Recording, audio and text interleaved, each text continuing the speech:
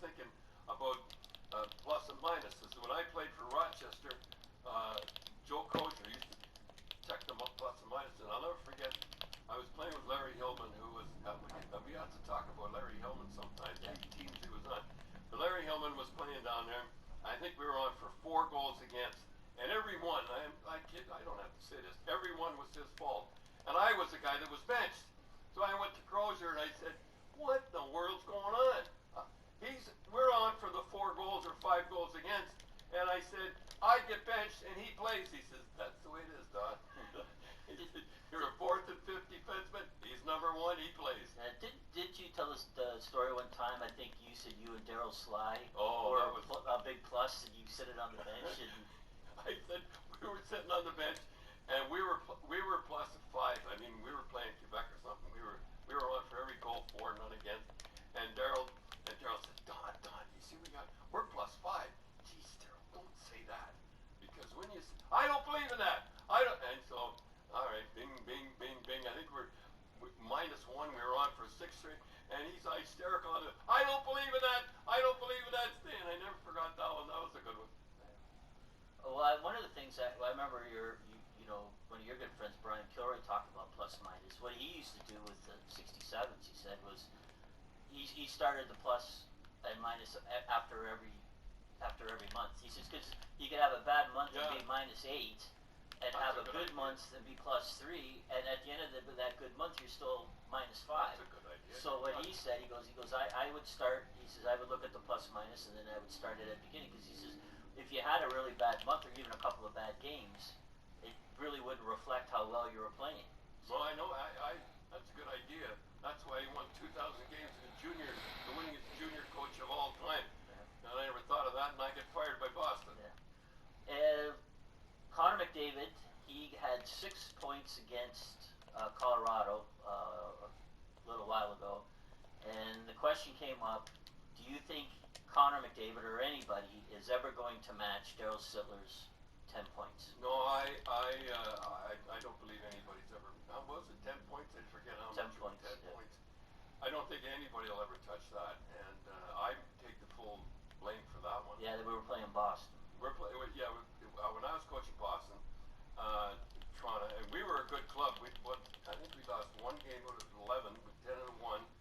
And after that game, we won 13 games, I think, with undefeated, something like that.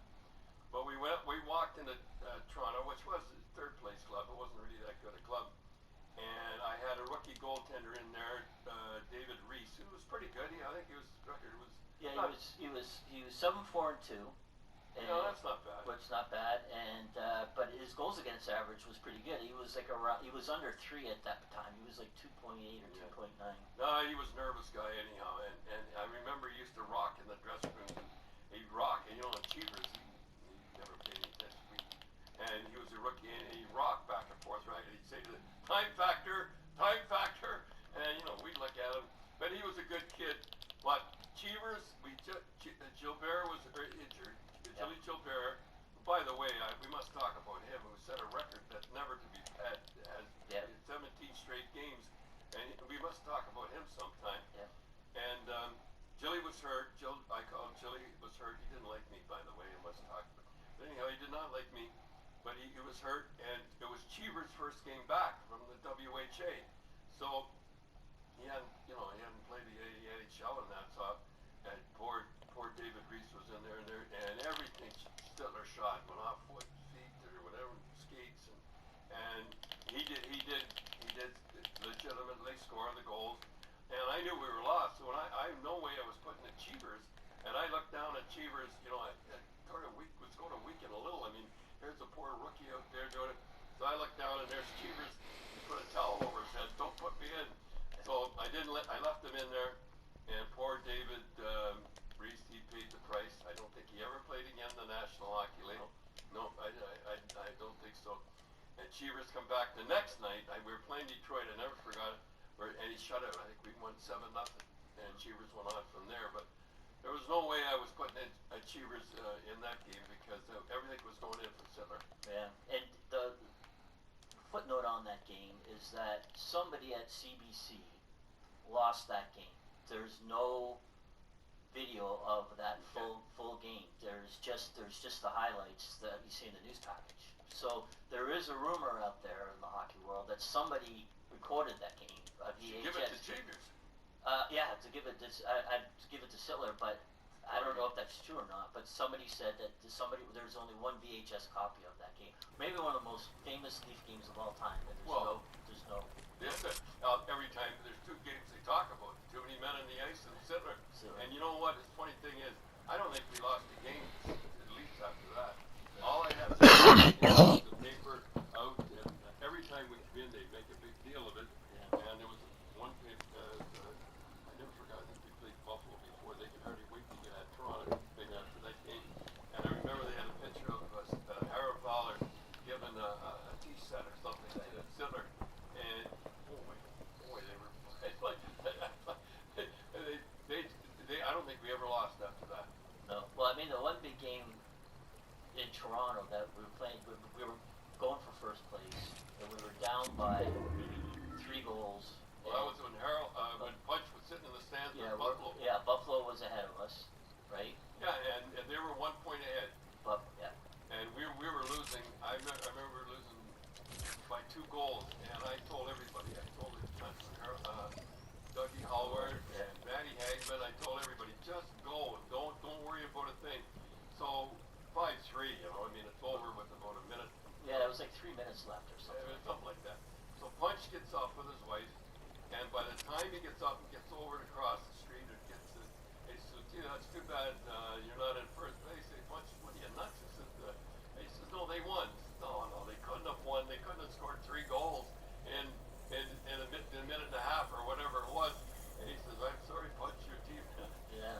I remember Punch, he couldn't believe it that by the time he got to his car, we'd won the game. Yeah, I remember Dougie Hallward, Donnie Marcotte, and Matty Hagman. Yeah, scored. And they just, and I remember they weren't going to count Marcotte, something happened to Marcotte. Yeah. And we had a good referee then, Wally Harris, and he counted it, and that was first place. Yeah, and then that we never looked back and took first place after. Yeah, and that was a big game though. We lose it because Buffalo had won the night before, and they were 1 point up. We'd have been battling along, but that was a good game. I never forgot that because I read in the paper where Punch, by the time he got up and by the time he got to his car, we'd won the game. So he was in first place when he left the building, and by the time he got to his car, he was in second place. You better believe it. Well, that was our first podcast. I hope you enjoyed it. Don Cherry's Grapevine podcast. We're just sitting in the kitchen having a coffee, and Del, my grandson, is doing all the work on it, and we're having a lot of fun. And I hope you listen again. Yep. So next week we're going to on the Grapevine guest. We're going to have Terry O'Reilly, and we're going to have him talking about your practices called Black Tuesdays and what they were, and then you're going to talk about his. We'll talk about his battles with Dan Maloney and the warning you gave him. I had a warning, and he did not listen to his coach. And I'll talk about another guy that that made kind of a fool of him in Atlanta. Boy, I'll tell you, didn't make a fool of him. The Boston Strong Boy, I used to call him my broth of a lad, Terry O'Reilly. Great. So that'll be next week on the Don Cherry Grapevine podcast.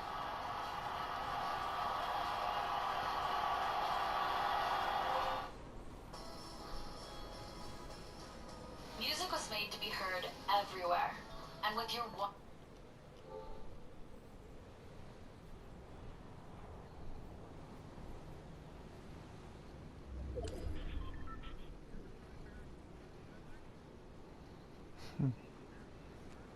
No, gee.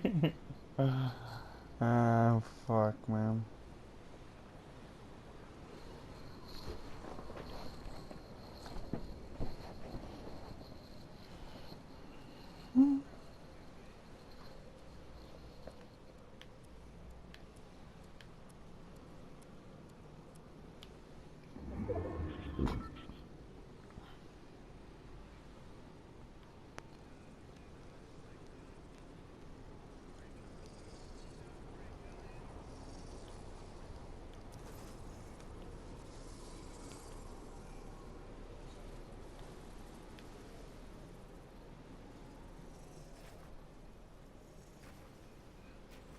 No, I thought he was still here.